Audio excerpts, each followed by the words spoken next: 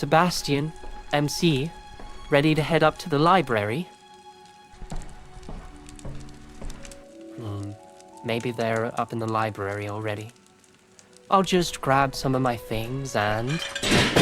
Ouch! MC, I wish you'd keep your things more orderly.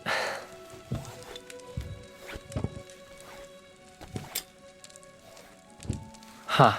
This book feels different from the usual textbooks. Hopefully he won't mind. Grimm's Fairy Tales.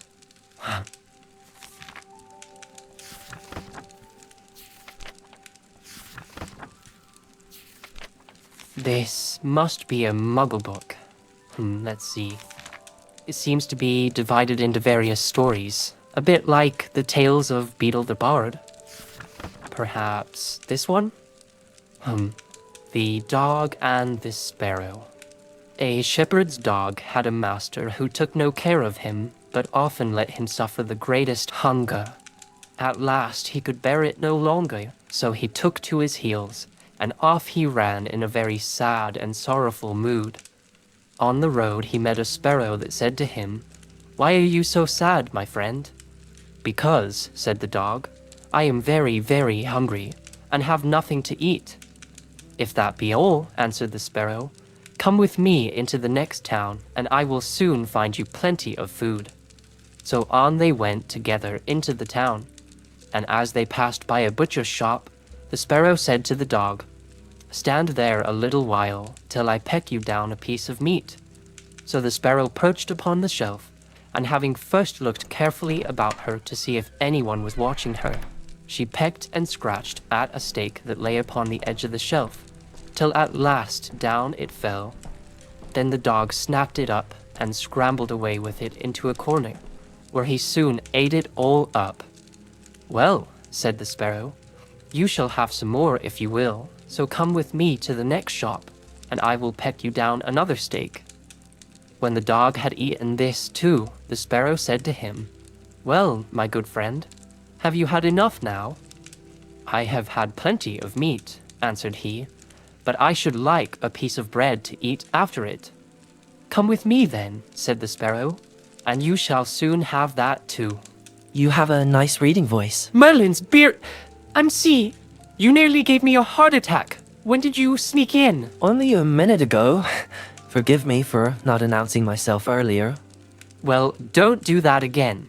You know I get distracted when reading. Alright, sorry. I just tease my friends. Can't help it. You have a nice reading voice, though. Well, thank you, but I'm still upset with you. Give me some warning next time before sneaking so close. Alright, my apologies. This is a Muggle book, right? Sorry for reading it without asking. I just knocked over a few of your things and got curious while cleaning up. It is, yes, and it's alright. But you're not taking Muggle studies this year, are you? No. It's a book my father gave me. My parents and most of my family have no tolerance for such things. So focused on pureblood status and keeping everything within the wizarding world. I'd be hexed or worse if I were to bring such materials home. I suppose your family views things differently. Yes. Your family. Sebastian told me a bit about them, you know. I'm sorry, Ominis. He did he? That boy. I love him, but he doesn't know when to keep his mouth shut. Can't entirely disagree with you there, but it wasn't anything malicious. He just meant to help me understand you better. I see. May I ask what he shared? Mostly about your family's beliefs on blood status and your disagreements with them. But you told me as much when we met. What was new was what he said about the dark arts in your family. About them casting Crucio on you when you refused to cast it on a Muggle. I'm truly sorry, Ominis. I would have preferred to learn it from you directly, but Sebastian was very focused on the scriptorium back then. Yes, it's true. I wish he hadn't shared that. I trust he hasn't told others, but it hurts a bit that he told you without asking me first, especially to push us towards the scriptorium. but I'd rather not dwell on it now. Right. Sorry, Ominis.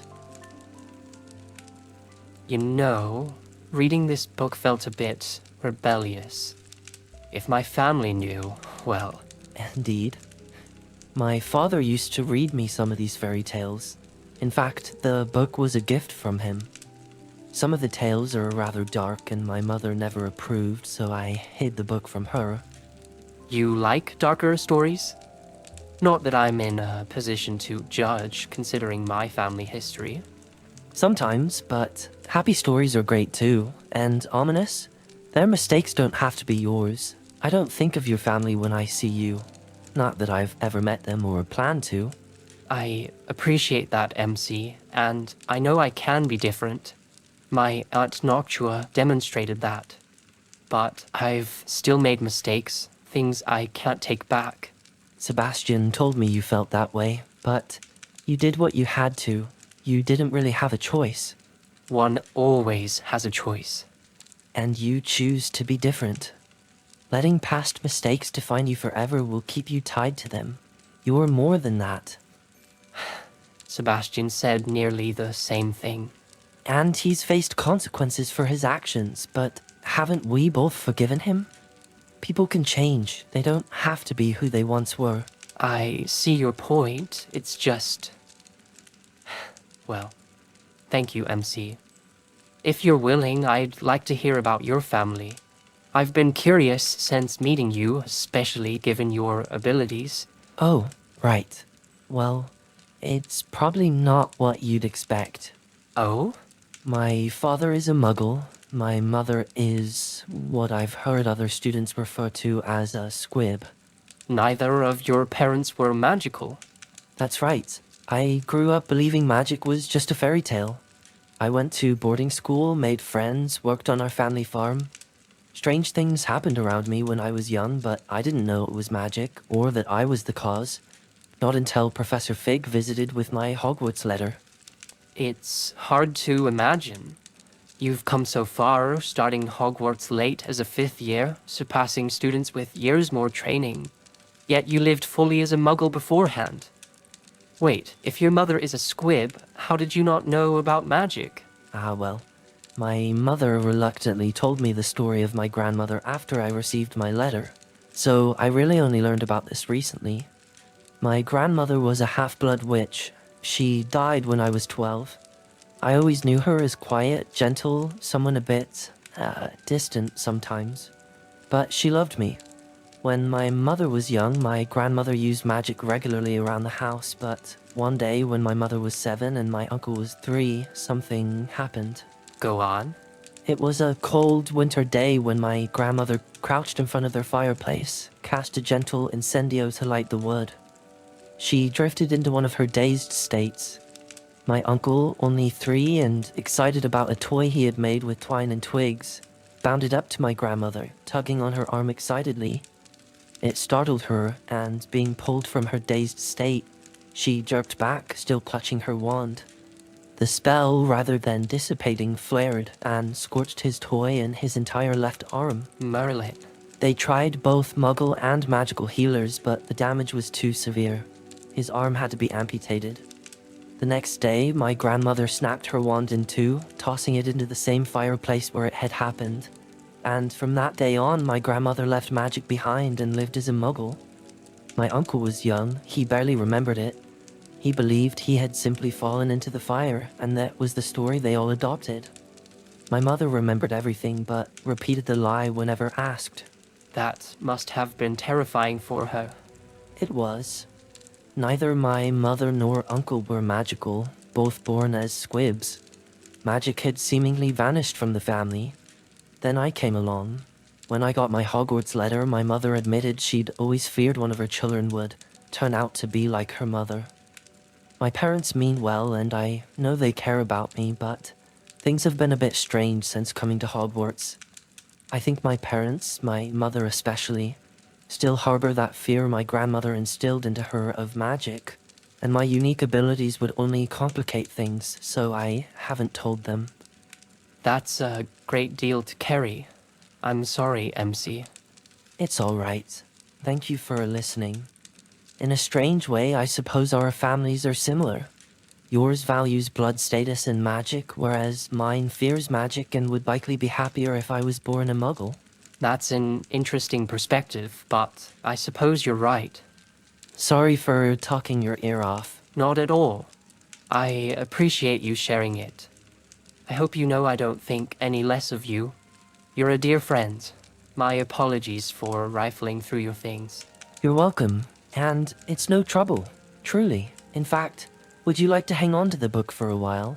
That way you can finish reading The Dog and the Sparrow and even read some of the other tales. I do love reading. Are you sure? Absolutely.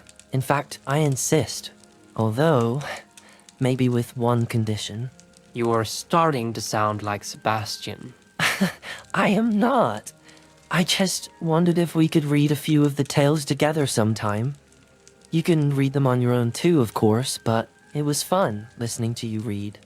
It reminded me of simpler times back home before, well, things got complicated. So, deal? I am not reading you bedtime stories if that's what you're asking. But yes, we can read together sometime. And I'll return the book before the end of the year. Don't rush. We have plenty of time. I guess we should go find Sebastian and not keep him waiting too much longer. We were meant to meet up in the library this evening, right? Yes, let's head up. And MC, maybe later tonight we can finish reading The Dog and the Sparrow? Yeah, that sounds perfect. Hey, Ominis, thanks for not rejecting me. You know, given my family history and blood status and all. It's not really something I've talked with other students about. You're welcome, MC. If I had rejected you, I'd be no better than my family. What matters is who you are, not your blood status. Right then. Let's go find Sebastian.